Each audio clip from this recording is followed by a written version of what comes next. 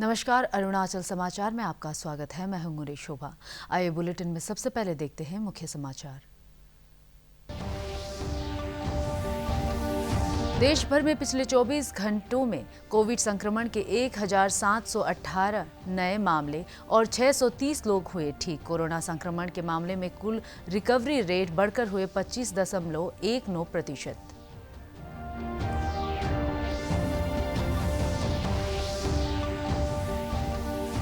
स्वास्थ्य और परिवार कल्याण मंत्री आलो लिबांग ने तोमो रिबा स्वास्थ्य एवं चिकित्सा विज्ञान संस्थान ट्रिम्स नाहरलगुन के कोविड-19 लैब का किया निरीक्षण।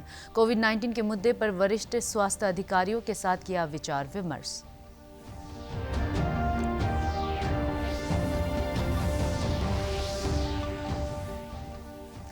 ईस्ट सियांग जिले के रुकसिन चेक गेट पर फॉगिंग सेंटर शुरू। ईस्ट सियांग के अलावा वेस्ट सियांग, अपर सियांग और लोअर दिबांग वैली जिले में आवश्यक वस्तुओं की आपूर्ति में लगे वाहनों को प्रभावित तरीके से किया जा सकेगा सैनिटाइज।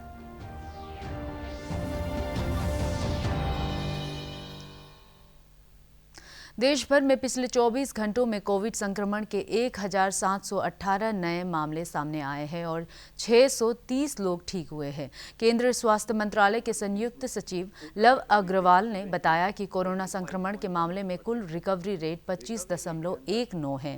उन्होंने कहा कि रैपिड टेस्ट की सीमित भूमिका है और ICMR इसे कोऑर्डिनेट कर रही है। अगर रिकवरी रेट देखें तो वह 13.06% था, जो कि अब बढ़कर 25% के ऊपर पहुंच गया है। यह एक बहुत ही पॉजिटिव साइन है।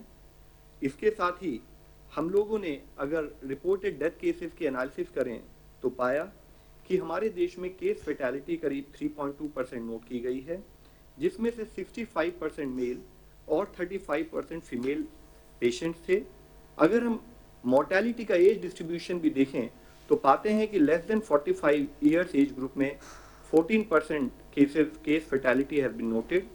45 से 60 ईयर्स एज ग्रुप में 34.8% case fatality has been noted और 60 ईयर्स के अबव एज ग्रुप में 51.2% case fatality has been noted. पिछले 24 घंटों में देश में 1718 नए केसेस आए हैं, जिससे कि देश में रिपोर्ट हुए टोटल केसेस की संख्या अब बढ़कर 33,050 केसेस हो चुकी है।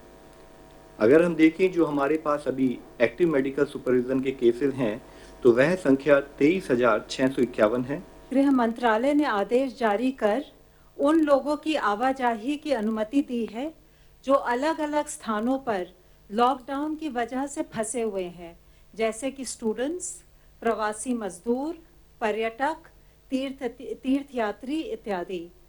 राज्य सरकारों को इनके यात्रा की व्यवस्था करते समय कुछ बातों का ध्यान रखना होगा। सभी राज्य तथा केंद्र शासित प्रदेश अपने नोडल प्राधिकारी नियुक्त करेंगे जो ऐसे फंसे हुए लोगों की आवाजाही के लिए स्टैंडर्ड प्रोटोकॉल विकसित करेंगे।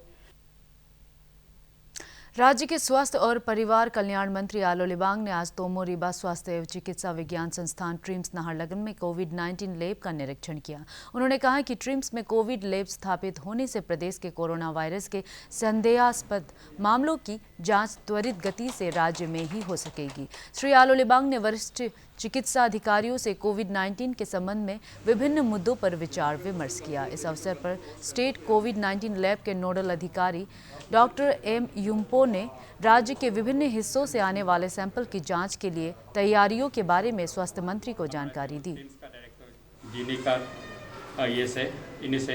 और डॉक्टर जो कुंपा का इनिशिएट से हम लोग इस कोविड लैब को बहुत ये किया है। इन लोग का सबका कोऑपरेशन से और इन लोग सबका मदद से हम लोग अरुणाचल प्रदेश में अपना कोविड जो टेस्टिंग लैब आज सक्सेसफुली इंस्टॉल हो चुका है। हम लोग ने डिसाइड किया है ऑलरेडी यहाँ जो ट्रिम्स हॉस्पिटल से हम लोग का OPD खुल चुका है।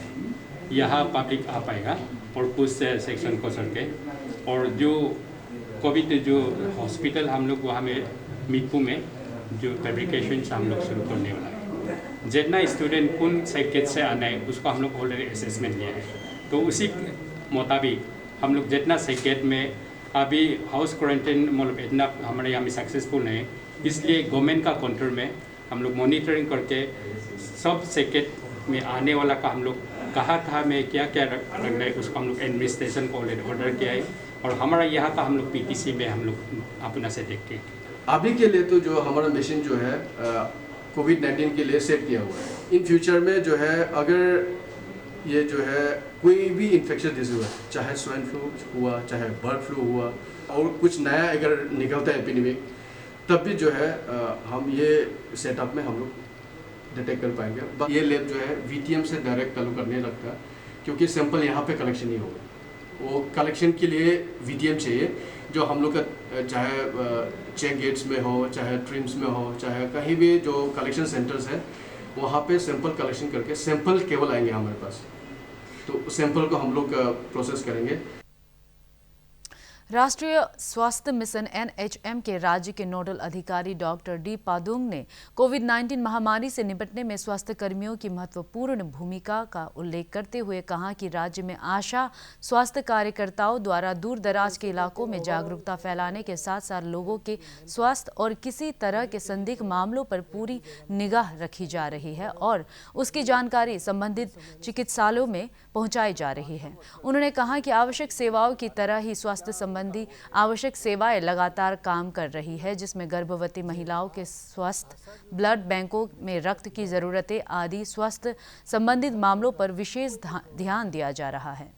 वो आशा से ही शुरू होता है। हर गांव में आशा है। हमारा स्टेट में करीब 4000 आशाएं हैं हर बस्ती में। तो उनको भी हमने 15 दिन पहले हमने 6 दिन तक ट्रेनिंग दिलाए हैं कोविड में उनको क्या करना है।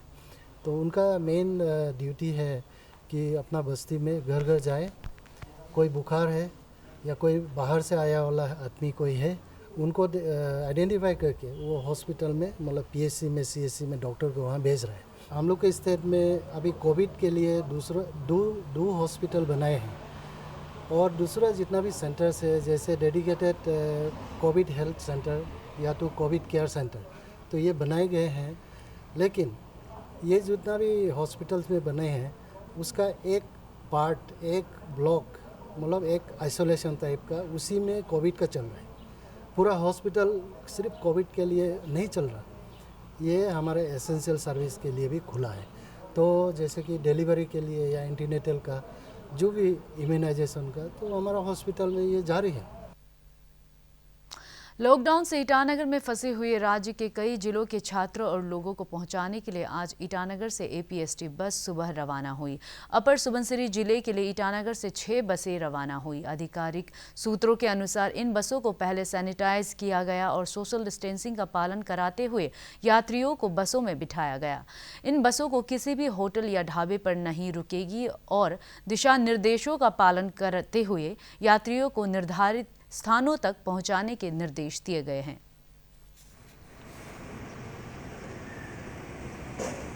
डापरोजू के लिए तो 6 गाड़ी यहाँ से भेज रहा है सार लोग। मैक्सिमम सब गाड़ी में 47 सीट है, 18 सीट सिर्फ उठा के लेके जाएगा पैसेंजर को। सोशल डिस्टेंसिंग का ख्याल करते हुए हम लोग को हिसाब से पैसेंजर को उठा के ले जाएंगे। कोविड-19 महामारी से निपटने में सोशल डिस्टेंसिंग एक सबसे महत्वपूर्ण उपाय के रूप में देखा जा रहा है। दुनिया भर के चिकित्सा विशेषज्ञों ने इस महामारी के फैलाव को रोकने के लिए लोगों से ज़्यादा घरों में रहने और ज़रूरी होने पर मुलाकात के दौरान दूरी बनाए रखने का अनुरोध किया है। प्रस्तुत है बॉलीवुड अभिनेता ऋतिक रोशन का यह महत्वपूर्ण संदेश। दोस्तों, आज हम सब एक बहुत ही मुश्किल दौर से गुजर रहे हैं।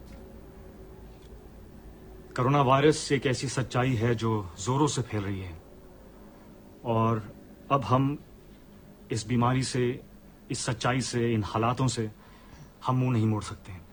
हमें इसका सामना करना है और सामना करने के लिए कुछ कदम हैं जो हम उठा सकते हैं, जो इस महामारी को रोक सकती हैं। सबसे पहला कदम है अपने हाथों को, अपने आप को साफ रखना। साबुन से अपने हाथों को धोएं हर 1 घंटे पे। ये बहुत ही एक आसान रास्ता है इस महामारी को रोकने का, प्लीज कीजिए। दूसरा कदम है सोशल डिस्टेंसिंग का। एक दूसरे से कम 6 फीट की दूरी पर रहें। आइए थोड़ा जिम्मेदार बनते हैं, इस वायरस से लड़ते हैं। हम सब एक साथ हैं इसमें, एक दूसरे का ख्याल रखते हैं। All the best. जाने माने फिल्म अभिनेता ऋषि कपूर का आज सुबह मुंबई में निधन हो गया। 67 वर्षीय ऋषि कपूर को कल अस्पताल में भर्ती कराया गया था। ऋषि कपूर लगभग 1 साल तक अमेरिका में कैंसर का इलाज कराने के बाद पिछले साल सितंबर में भारत लौटे थे। ऋषि कपूर को 1970 में बनी फिल्म मेरा नाम जोकर में बाल कलाकार की भूमिका के लिए राष्ट्रीय पुरस्कार से नवाजा गया था। पिता राज कपूर की इस फिल्म से ऋषि कपूर ने अपने फिल्म करियर की शुरुआत की थी। 1973 में फिल्म बॉबी में उन्होंने पहली बार प्रमुख भूमिका निभाई और 1974 में फिल्म फेयर के सर्वश्रेष्ठ कलाकार के पुरस्कार से सम्मानित किया गया।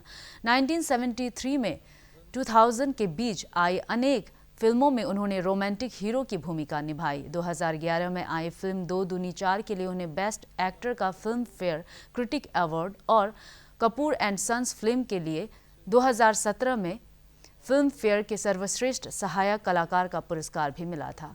ऋषि कपूर को 2008 में film fair life time achievement award से भी नवाजा गया था। केंद्रीय सूचना और प्रसारण मंत्री प्रकाश जावड़ेकर ने उनके निधन पर शोक व्यक्त किया। पूरी जीवन फिल्म का जीवन रहा है और आज पूरी फिल्म दुनिया ही नहीं, देश की सारी जनता भी दुखी है, क्योंकि एक बहुत ही मेधावी और प्रभावी अभिनेता को हमने खोया है। कोविड-19 के कारण उपजी परिस्थितियों और लॉकडाउन के बीच शिक्षा संस्थानों में इन दिनों पठन पाठन बंद है, लेकिन राज्य के राजीव गांधी विश्वविद्यालय और नेरिस्ट सहित अन्य संस्थानों के अध्यापक डिजिटल प्लेटफॉर्म के जरिए छात्रों की कक्षाएं लेने और उनके साथ संपर्क बनाए रखने का प्रयास कर रहे हैं, ताकि संस्थानों में छात्रों की अनुपस्थिति के बावजूद उनकी पढ़ाई जारी रह सके।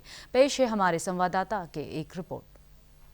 लॉकडाउन ने जहां एक ओर स्कूल, कॉलेज और अन्य उच्च शिक्षा संस्थानों को अपने पठन पाठन को रोकने पर मजबूर कर दिया है, वहीं अब शैक्षिक संस्थान डिजिटल टेक्नोलॉजी और संचार के दूसरे साधनों का इस्तेमाल कर पढ़ाई के नए रास्ते तैयार कर रहे हैं। Three major components in education. However, this is impossible. Cannot allow the value to be less than 3. That in other way, we don't accept underachievement. हमने अभी तक 10 क्लासेस लिए हैं जूम प्लेटफॉर्म को यूज करते हुए, जिसमें हमने टीचिंग की है बीएड के बच्चों को। अरुणाचल प्रदेश में भी राजीव गांधी विश्वविद्यालय और नेरिस्ट जैसे संस्थानों के प्राध्यापक इंटरनेट या मोबाइल ऐप आदि के जरिए अपने छात्रों से जुड़ने और उनकी पढ़ाई को जारी रखने की कोशिश कर रहे हैं। हालांकि अरुणाचल जैसे पर्वतीय राज्य में चुनौतियां भी कई हैं। दूर दराज के इलाकों में संचार सुविधाएं वैसी नहीं हैं जैसी उन्हें चाहिए। तो सारे बच्चे आपको ऑनलाइन क्लास में, वीडियो क्लास में नहीं आ पा रहे हैं, तो उनके लिए हमारे जो मटेरियल, पीडीएफ मटेरियल है या फिर कोई वीडियो लिंक दिए हुए हैं, वो हेल्प कर सकता है। हमने कुछ मटेरियल ऑडियो रिकॉर्ड करके भेजा हुआ है, जिससे कि उनका नेटवर्क जब आए वो उसको देख सकते हैं। लेकिन अध्यापक और छात्र मिलकर अपने पढ़ाई के मिशन को आगे बढ़ाने की कोशिश कर रहे हैं। जो छात्र इस तरह की सुविधाओं से नहीं जुड़ पा रहे हैं, उनसे वे ऑफलाइन संपर्क बना रहे हैं। मेल या अन्य तरीके से उन्हें ऑफलाइन चैप्टर्स की फाइलें भेज रहे हैं। उनके एसएमएस के आधार पर उनकी तमाम ज़रूरतों का और पाठ्यक्रम से जुड़ी हुई समस्याओं का समाधान कर रहे हैं। Sanjay Pratap Singh, DD news, Itanagar. Corona महामारी के संक्रमण की चेन को तोड़ने के लिए ईस्ट सियांग जिले के रुकसिन चेक गेट पर जन स्वास्थ्य अभियांत्रिकी विभाग द्वारा फॉगिंग सेंटर स्थापित किया गया है। पड़ोसी राज्य असम से ईस्ट सियांग के अलावा लोअर दिबांग वैली, अपर सियांग, वेस्ट सियांग सहित कई जिलों में आवश्यक सेवाओं की आपूर्ति में लगे वाहनों को सैनिटाइज करने में इससे मदद मिलेगी। जन स्वास्थ्य अभियांत्रिकी विभाग के अधिकारी टी पादुन और रुकसिन पुलिस स्टेशन के प्रभारी अब्राहम तायंग ने कहा है कि कोविड-19 से बचाव के लिए हर संभव कदम उठाया जा रहा है। ट्रक लोडर असम से जब बाहर से आता है, वो यहाँ से होके सैनिटाइज होके हम लोग बेचना पड़ेगा। उसमें मतलब इन्फेक्टेड जो वायरस है ना, ये यहाँ सैनिटाइज होके निकल जाएगा। मैं बहुत शुक्रगुजार हूँ हमारा एई साहब, हमारा रुकसिन का जो जेई साहब है, ये लोग बहुत जल्दी आइडिया को ये करके पिकअप करके ये इनिशिएटिव लिया। हमारा अब जैसे कि देख रहा है, ये बाहर से जितना भी दूर से गाड़ी आ रहा है, हमारा चेक गेट का बाहर से जितना भी गाड़ी आ रहा है, एसेंशियल कमोडिटीज़ हो कुछ भी हो, अभी ये प्रॉपर्ली सैनिटाइज होके जाएगा। प्रधानमंत्री गरीब कल्याण योजना राज्य के ज़रूरतमंद लोगों को राशन के साथ साथ खाना पकाने की गैस जैसी सुविधाएं उपलब्ध करा रही हैं। वहीं प्रधानमंत्री किसान सम्मान योजना के तहत प्रत्येक किसानों को 2000 रुपये की आर्थिक सहायता भी उपलब्ध कराई जा रही है। राज्य के मुख्यमंत्री पेमा खांडू ने अपने एक वक्तव्य में कहा है कि राज्य सरकार की ओर से भी प्रत्येक लाभार्थी को 1000 रुपये की दर से धनराशि दी जा रही है। अब तक राज्य में लगभग 6,80,000 लोगों को निःशुल्क राशन उपलब्ध कराया जा चुका है। योजनाओं का लाभ पाने वाले लाभार्थियों ने भी सरकार के इन प्रयासों के प्रति संतोष जाहिर किया है। ये गैस एजेंसी को भी धन्यवाद ना, हम लोग को ये फ्री गैस देता है और ये गैस देने वाला भी ये घर घर तक दे। अरुणाचल समाचार के आज के अंक में इतना ही। हम कल फिर हाजिर होंगे अरुणाचल और देश दुनिया की खबरों के साथ। आप देखते रहिए अनुप्रभा। नमस्कार।